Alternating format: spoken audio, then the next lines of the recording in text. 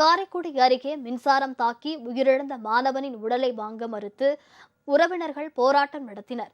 இதையடுத்து பள்ளி தலைமை ஆசிரியர் சஸ்பெண்ட் செய்யப்பட்டுள்ளார். காரைக்குடி அருகே உள்ள சாக்கோட்டையில் உயர்நிலைப் பள்ளி இயங்கி வருகிறது. இங்கு படித்து வந்த 9ஆம் வகுப்பு மாணவன் சக்தி நேற்று பள்ளி வளாகத்தில் மின்சாரம் தாக்கி உயிரிழந்தார்.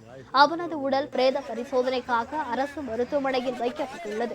இந்நிலையில் பள்ளி ஆசிரியர்களின் மெத்தனமே சிறுவனின் உயிரிழப்புக்கு காரணம் என கூறி உறவினர்கள் போராட்டம் நடத்தி வருகின்றனர். மேலும் பாதிக்கப்பட்ட சிறுவனின் குடும்பத்திற்கு அரசாங்கம் நிவாரணம் வழங்க வேண்டும் என்றும் அவர்கள் வலியுறுத்தியுள்ளனர். வாத்தியார் உள்ள இருந்திருக்காரு. இழப்பிலக்கு அவர் தான் போட சொல்லியிருக்காரு. பாஸ்கரன் ஆங்கில வாத்தியார். நேற்று பூரா எங்களை கேட்டதுக்கு என்கொயரி பண்ணதுக்கு இல்லை, யாருமே இல்லை அப்படின்னு சொன்னாங்க. இன்னைக்கு படிக்கிற பிள்ளை அத்தனை பிள்ளை 28 பிள்ளை 18 பிள்ளை நம்ம இங்கே உள்ள இருந்துச்சு. அந்த 18 பிள்ளைன்னு சொல்லுது ஆங்கில வாத்தியார் உள்ள உட்கார்ந்து இருந்தாரு.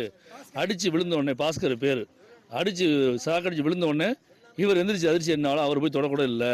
போய் பயலுக்கு தான் சுவிட்ச் ஆஃப் பண்ணிட்டு வந்தாங்க. வந்ததுக்கு அப்புறம் தான் வேற வாத்தியார் தான் தூக்கியிருக்காரு. இவர் சயின்ஸ் வாத்தியம் போய் தூக்கியிருக்காரு. இவர் தூக்கலாம் இல்லை. இவர் தான் முழு காரணம். பையன் இறந்ததுக்கு வாத்தியார் தான் காரணம், வேற யாருமே இல்லை. இதனிடையே சம்பந்தப்பட்ட பள்ளியில் விசாரணை நடத்திய அதிகாரிகள் தலைமை ஆசிரியரை பணியிடை நீக்கம் செய்திருக்கின்றனர்.